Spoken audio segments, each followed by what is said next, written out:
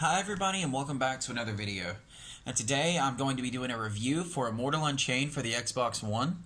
It is Xbox One X enhanced as well, which may reflect in my review because I am playing on a One X. It's also rated teen for teen, and it is a third-person action RPG, similar to games like Dark Souls, The Surge, Neo, so on and so forth. Alrighty. Now, to summarize a little bit of the story for everybody, I would like everybody to understand, a little bit more about what it's about. You play as a prisoner, whether it be male or female, your choice. And the prisoner is awoken by a object called the Monolith. The Monolith is essentially an ancient object that has been around since the creation of the world. And an event is taking place that you are sent to stop that is essentially causing the apocalypse. You are sent out on your adventure through all kinds of different areas to essentially stop this event from happening. Now, to talk a little bit about the graphics, the game does look good. It does run at 4K on the Xbox One X and 1080p on other systems. I'm not aware on the PlayStation side because I've been playing it on Xbox. It is also 30 frames per second, I believe, and it looks very decent. There is times where the textures and lighting will affect pretty substantially, and a place will just look kind of ugly. But there are also at other points where the game looks relatively gorgeous. I mean, there's parts, especially in one of the earlier areas, which is like a frozen tundra. It looks really, really, really good. But then the area after that looks a little to be perfectly honest. As well, there is, like I stated, a lighting issue. And the lighting issue is fairly noticeable at times, but it's very rare occurrence. So where sometimes it'll almost seem like the area in front of you is lit up while the area behind you is darkened. It's a little disorienting, but it doesn't happen that often. And it's not too big of a deal. I just thought I would mention that for everybody. As well, the character designs are rather well. The character you play as looks really menacing. You can customize your character from the beginning with different hairstyles, body tattoos, facial, I guess you could say kind of like headwear, and your classes. The guns and melee weapons also look rather good. Some of them looking really awesome, some of them just looking kind of goofy, to be honest. The NPCs that you acquired throughout the game, they look good. They don't look bad. They look rather fitting for the game and the art style that they went with. Now, going on the audio side of things, the game does have very good positional awareness. Now, if an enemy is behind you and you're shooting at another target, you will hear them come up behind you, and it will give you time to react. Positional awareness is rather good. The atmosphere with the sound design is rather good as well. It's times that'll make you feel uneasy, and sometimes it'll just make you have this huge score in the background that just sounds really nice and pleasing to the ears.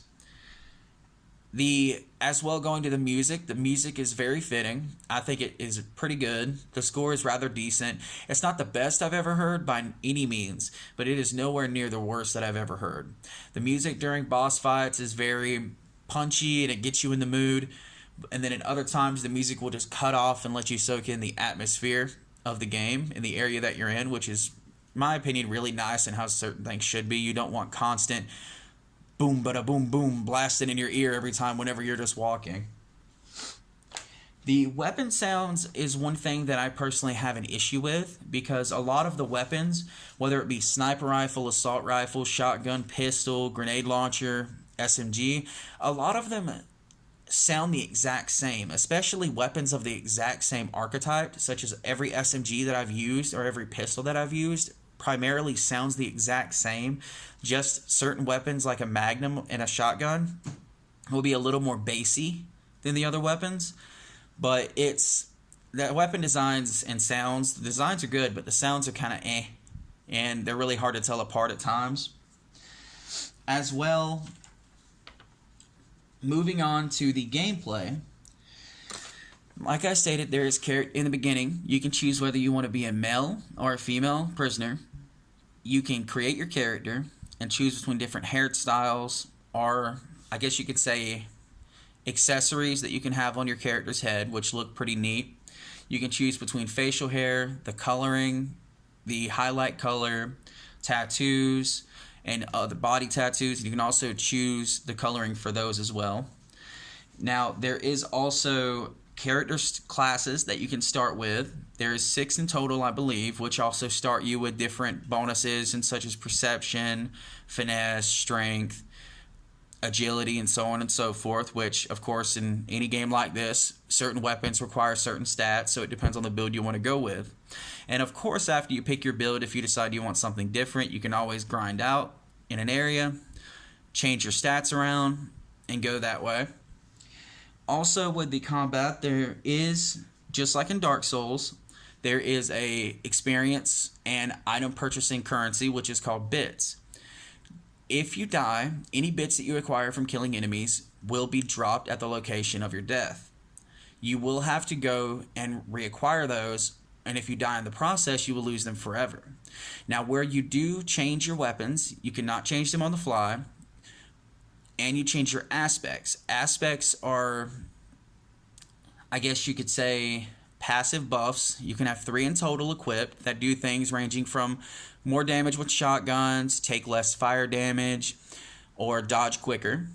You also level up your character at things called obelisks. Obelisks are essentially these game's save points. It is your checkpoint system through and through. There is no autosaving unless you just log out. That does autosave your game. And in those areas are the only place, like I stated, you can change your equipment. There is no armor sets in this game. There are armor, I guess you could say, they're like statues that you find, and they will upgrade and give you a permanent buff to your damage resistance or your overall elemental resistance or anything like that, and those are permanent. But there is no armor sets from what I've found in the game as well. There is also 4 players that like a mini-map or a compass to guide you where to go. There is nothing like that in this game.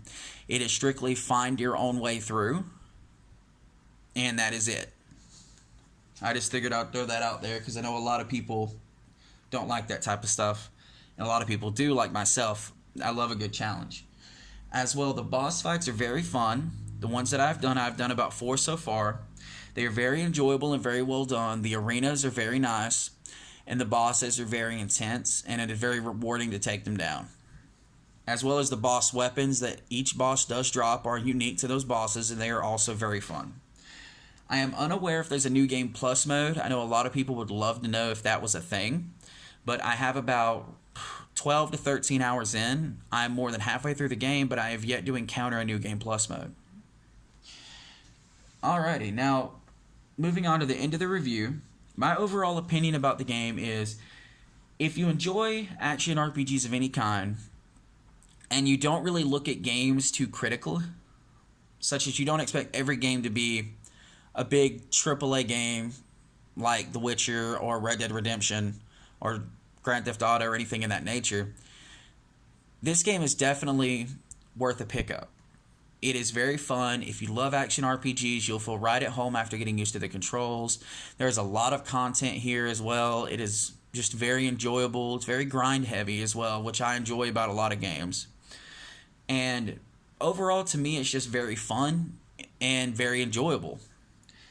And I really like what they've done with the game. I really hope the studio continues to make new games, or either that or release new content for Immortal Unchained, because I would definitely pick him up and give him a try. Alrighty, now to finish up this review though, my overall score for Immortal Unchained is 4 out of 5. I think it is a very fun game, definitely worth the pickup. If you're skeptical on it, I would say just look up a little bit more gameplay. I do apologize that I do not have a capture card at the moment, or I would have done gameplay for the review. But I'm working to get the whole setup and everything so I can provide better reviews for everybody. But anyway, if you enjoyed the video, please make sure to like, comment, and subscribe. Also, hit that little notification bell to stay up to date with all my future videos. And also, let me know if you would like more reviews in the future. of different titles and so on and so forth coming out the rest of the year. Alrighty, and thank you, and y'all have a good one.